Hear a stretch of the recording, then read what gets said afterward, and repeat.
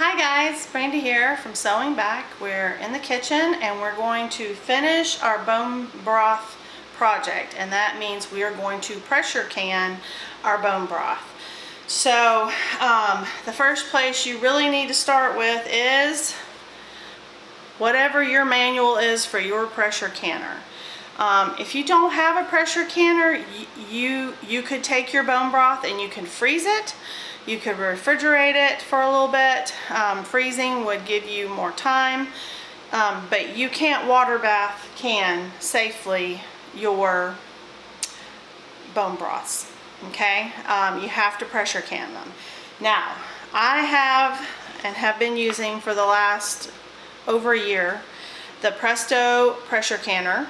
It's the 16 quart, so it'll hold up to 7 quarts. I think it's 7 quarts. And yeah, I'm pretty sure that it's 7 quarts in of it may be 7 quarts if it's a wide mouth. It's different for the wide mouth versus the other, so I'll have to check that. But anyway, it's the cheapest one you can get. You can get it on Amazon, you can get it at Tractor Supply, Walmart. I think Walmart's had the better price the last time I checked. I think they had it for like $89. And it's a great investment if you're wanting to get into canning, because you'll eventually come to things you can't water bath can. You can do your jams, you can do some of the sauces, like the tomato sauce and things like that don't use low acid foods for water bath canning. But for the other items, you need to use a pressure canner, and that is what's recommended. If you were to go and look under the home preservation site nationally and what's recommended, that's what's recommended. If you know people and their great grandma did it a different way and you want to do that, that's on you. But I'm not going to tell you to do that because I don't want you to get sick. Botulism's a real thing, and the reason that you need to do low acid foods pressure can is because that, if you do it correctly, that will kill anything that could potentially grow that botulism. Okay, if you're doing water bath canning and you're using high acid foods, or you're using things that have preservatives like pectin, if you're sugar, or even that vinegar, those things, botulism can't grow in that. That is my understanding, and so that's why you can water bath can those things. You still want to have good practices. You still want to make sure you get seals and all those things to be the most safe, but that's why it's necessary. So, what you're supposed to do for your chicken stock. Now, to recap, we cooked ours in the slow roasting pan for over 36 hours. I allowed it to cool, and then I put it in these, hold on. I put it in these gallon glass jars to put it in my refrigerator so that the fat could solidify on top and I could defat it. It is recommended that you defat your stocks so that you have your best chance of a good seal on your jar. Okay guys, so I'm going to open up my first jar, and what I want you to see is the big fat cap. Whoops, sorry, my camera moved. The big fat cap right there. That's what we want to get off and get out of the jar so that we can reheat and get this show on the road. And so this is so much easier, in my opinion, when you've put it in the refrigerator and you get this off the top. And I'm just scooping this in a bowl. And I'm losing a little bit of broth, but not enough to worry about it. And you just do the best you can. There's still going to be like a few little bits and pieces here and there, but you want to get as much as you can out. Okay, so that's about what you lose. That's not that much. That's what's left. That's pretty good. All right, so now what we're going to do is we're going to put what's left in this jar and I'm going to get it heating up on my stove.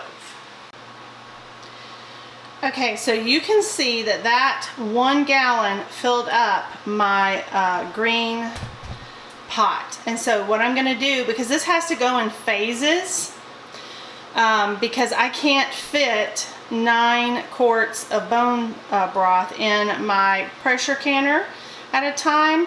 So I'm going to do 5 in one batch and 4 in the other. So I'm going to go ahead and get this heated up, and then we'll jar up those first 5, get them going in the pressure canner, and then once this pot's empty, I have a whole nother gallon I can put in there to do the other 4. And I may actually get a little more than 9. My goal is 9, because the other I plan to keep for pet food, and I'll just put that in my refrigerator and other jars. So that's kind of my plan for right now. So let me get this turned on, and once we're boiling and ready to start putting these in jars, I'll be back and show you how. Alrighty, so the first thing I want you to notice, I do have lids in there. They're getting hot. I'm fixing to start jarring up my first batch. The first thing you want to notice about pressure canning is that your jars are not going to be covered in water, okay? Inside your pressure canner there are lines telling you where to fill to. They have like a fill line. Now the one that you fill for what I'm doing is dark from being well loved. And because I typically put some white vinegar in with my water, and it's supposed to help with siphoning and stuff like that. So I have measured out to where mine needs to be. Every canner is a little bit different, so you'll need to read your manual to know where to do that, but it's important. And so now I'm ready to, my broth is heated back up, my jars are hot, I'm ready to get this ball going. I'm ready to finish the project. Steam coming off, I've just turned the eye off with my bone broth. It smells amazing. Now one thing when I do my bone broth that I don't put a lot in when it comes to salt. To me, salt is something that you can add when you're cooking your dish, and a lot of times we can get too much salt in our diet. Salt is important. It's an important mineral and we need it, but we need it in the right quantities and the right quality. And I use red mineral salt when I cook. It's the only salt I use, other than if I'm doing pickling and I have to use a pickling salt. But I still prefer not to over salt at this stage. I can always add to, and the truth of it is I don't like super salty food. My husband likes things more salty, but he can add that. That's one of the beauties of salt. You can add more later. So I'm not going to be adding any salt to my jars. Some people might. It's a preference, but I just wanted to let you know why I was not. It's not required. Now, I've got these. They're hot. And I've got my clean rag. I've got my white vinegar, because I will clean the rims. And I've got my little handy dandy magnet here to get my little things out. I know some people are like, well, back in the day we didn't have all that, or it's a gimmick or what have you.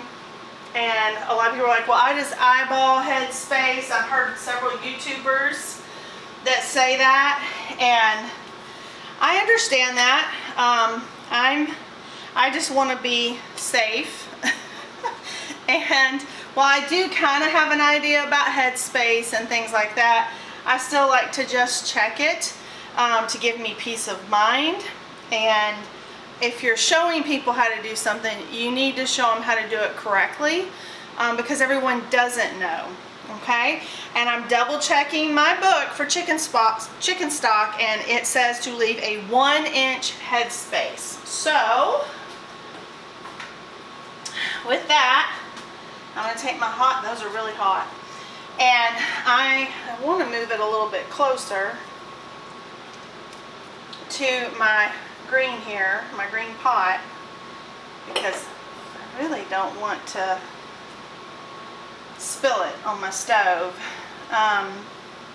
So what you're going to do is you're just going to start filling this up. And my hope for this round, I'm hoping to get 5 quarts. We'll see. I'm hoping to do 5 quarts this round and 4 quarts the second round. I can't fit 9 in here. If I remember correctly. I'm pretty sure this is how I had to do it before. So I had to do it in 2 batches when I did my beef bone broth. I haven't done chicken bone broth and I want to say since early spring maybe?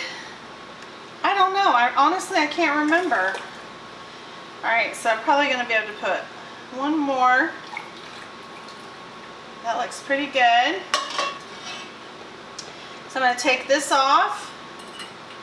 I'm going to, because this is hot, I'm going to kind of do it one at a time and not get them all and then do them all. Alright, so I'm just going to check that head space. That's 1 inch because on your tool, it's the last stair step for the 1 inch. Okay, so I've got that. I've got my chopstick. You could use a knife, you could use whatever you want. Some people actually use the measuring tool. I don't, because I don't think it's long enough, and you end up, if it's hot, you'll get burned. Alright, so then I'm going to take my vinegar and I'm going to wipe my rim. This is going to just help you get the best seal, especially when you're doing something like this. This doesn't have sugar, so it's not sticky, but it does have fat, and even though we defatted it, that doesn't mean that there's still fat. It just means there's less fat. Okay, so we got that. I'm going to get 1 lid. They've been over here in hot water. Again, they say that's not recommended anymore. You don't have to do that. That's just all I know. So it's how I learned. So that's up to you. Alright, so you're supposed to do it fingertip tight. That's not even fingertip tight because it's so hot. So I'm going to, got it now. And let me get my thing. These things are important because you don't want to pick up a hot jar. So I have a hot jar with hot stuff going into a hot pot. Okay, so we're going to do our next one. Alright, let's see.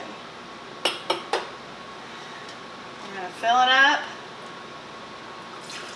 And we're just going to keep going like this. So I'm gonna do this one again with you, and then I'll show you after that what it looks like once I get them in the canner and what we have to be doing through that process. So you remember 1 inch head space. And again, if you're not making it on the scale that I am, you're just gonna do some in your Instapot. You can totally do that. Just know in your Instapot you're not going to get the same amount batch-wise, which might be fine for you. For me, if I'm going to do it, I want to do it so that I don't have to do it as often, especially not this time of year, because there's so many other things that I'm having to process and can and take care of. So actually I could probably get a little bit more in there.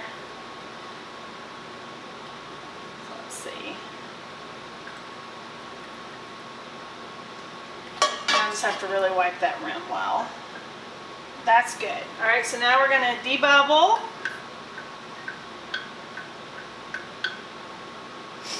We're going to wipe our rim. Whew, that's hot. You do want to be careful. You don't want to get burned. Alright, I'm getting me a new lid. Remember, I always say this, I use new lids. I never reuse a lid. There are people who will tell you can reuse a lid. I would tell you to do your research. I throw my lids away. I write on them, and when I pop the top, they go in the trash can because that's what's recommended. I don't want to get sick. I don't want to go through all of this Let me show you what that looks like. Isn't that beautiful? All right, so I'm gonna put that in here, but I don't go through all of this work and then have it, I don't wanna have it fail because I reused a lid. All right, so I'm gonna go ahead and get the rest of these jarred up, and then I'll show you the next step in the process. Alrighty guys, I got the 5 jars in there. I have went ahead and I put the other gallon in there so this can start heating up. Because once I show you how to get this going, I'm gonna go ahead and get my other jars ready to go in the pressure canner for when these come out so that we can get through with the process. Matter of fact, when I finish these, I've got some cold pack green beans I'm gonna go in. So I'm just gonna be a canning machine today. So let's get going. Alrighty, so we have our pressure canner with the jars in it, okay?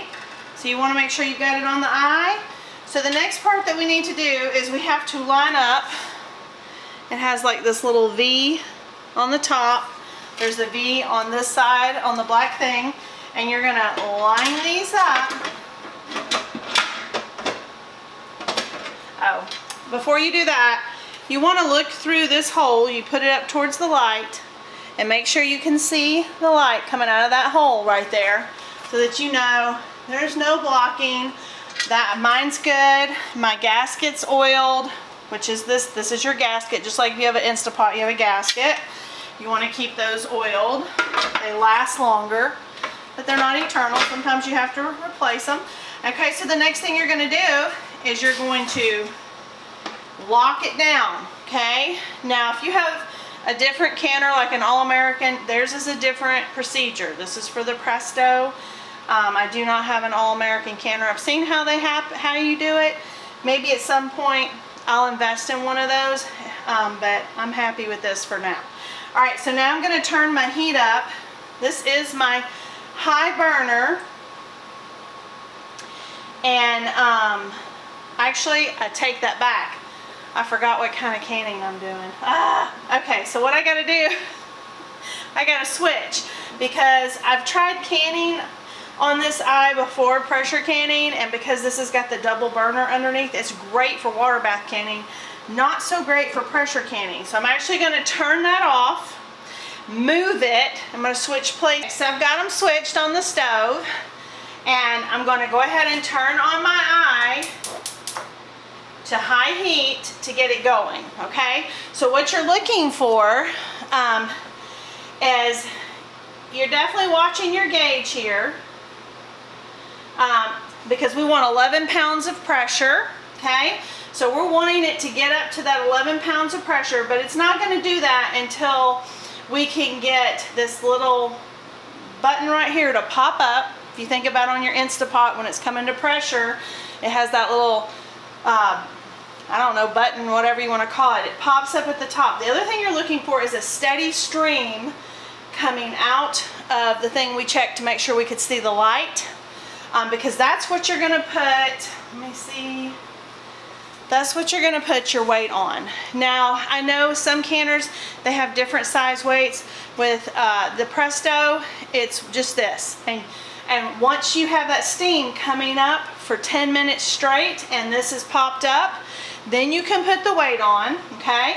And then you're gonna watch for it to come up to temperature, which is that 11 pounds of pressure, and then you may have to adjust your heat, because what I found on my stove is at that point I kind of turn it down so I can keep it close to that 11 pounds. I don't want it going below 11 pounds, but I also don't want it getting up there to 15, because if they do, I'm probably gonna lose some of my bone broth through siphoning, okay? So that's what's happening right now. When this pops up and we start having the steam come out, I will show you what that looks like. Okay guys, so my button has popped up.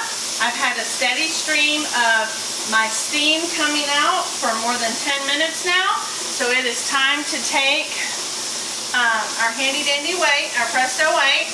And I will tell you, you have to be a little careful. You don't want to get burned. Matter of fact, I'm going to get a pot holder.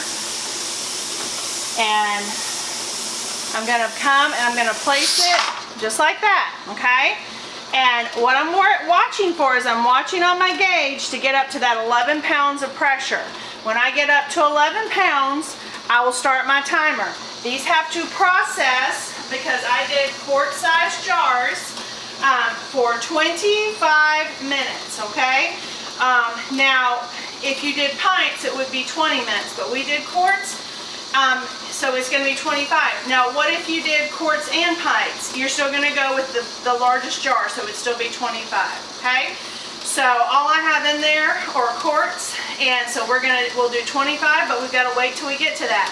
Now, what happens if our pressure starts going over closer to 15? That's when you want to turn your eye down, and this is why I moved my canner.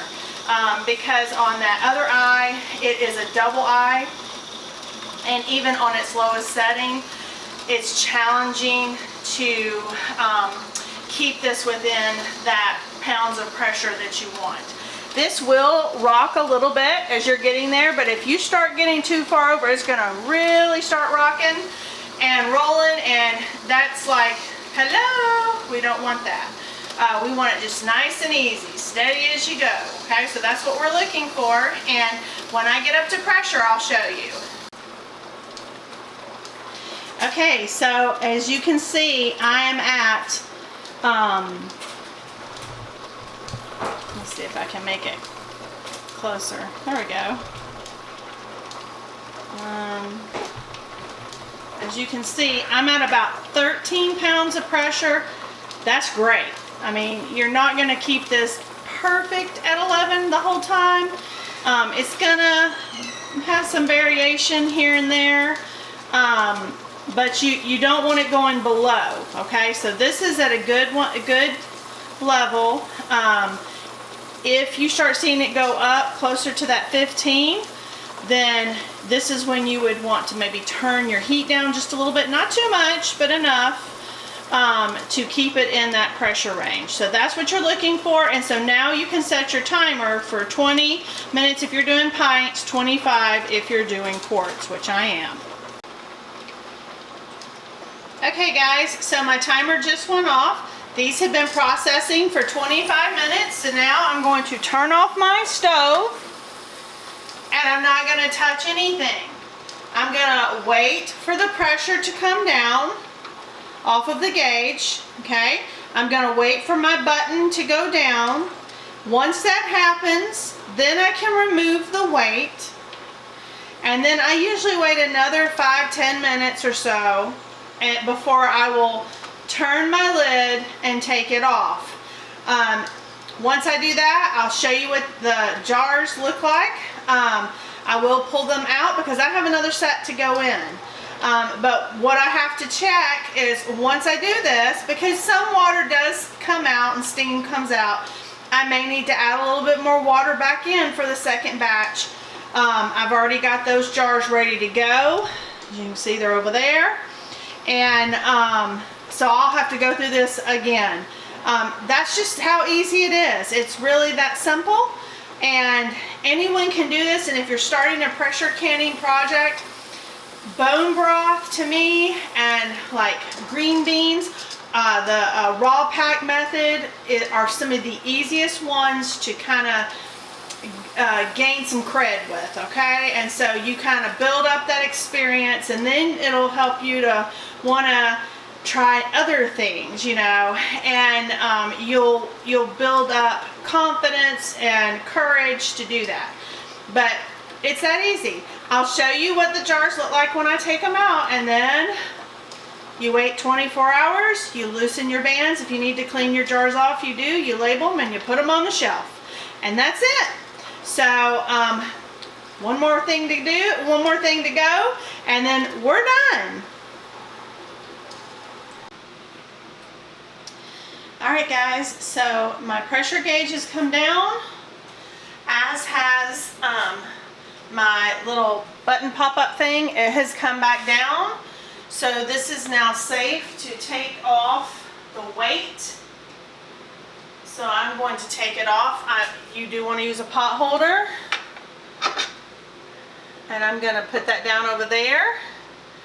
And actually, I'm gonna get another pot holder. Some people will say to give it a few minutes before you take the top off. I have more canning to do. It's totally down, so it's in a position where I can take it off, so I'm going to.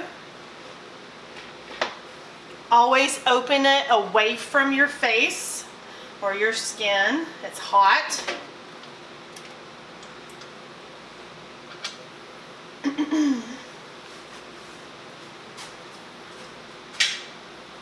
This over. Okay. And these jars are very hot. So, let me show you what it looks like. It doesn't look like I got any siphoning, which is good. If I did, I don't see it in the pan. So this is what it looks like, and it's boiling. So I'm gonna put it over here on my counter.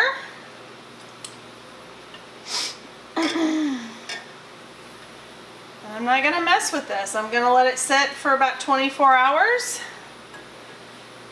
But I do need to add some more water into this once I get them out. Because I have 4 more jars of bone broth to can in a second batch. So I did get 9 quarts of bone broth, plus I got another 1.5 quarts for my animals that I'm not canning, and I have diluted it, so I actually got more than that to do a pour over my animals' food. That's it. That's all you have to do, and you tell me when you've seen bone broth look like that in the store. It doesn't. It just doesn't. That is the bomb snickety and worth every penny that I spent on it, as well as time I've invested in it. So anyway, I hope that you found this tutorial helpful, and we would certainly appreciate if you did a like, to subscribe to our channel, share the video if you know someone who's wanting to learn how to can bone broth. Maybe they just got a Presto canner. I actually have a friend, she scored 2 canners at a yard sale, I think for like 20 bucks or something. So there are canners out there, and most of these manuals are online, so you can kind of figure out how that canner works. But that's it. So I encourage you to try to make some of your own bone broth, and we'll see you in the next one. Bye.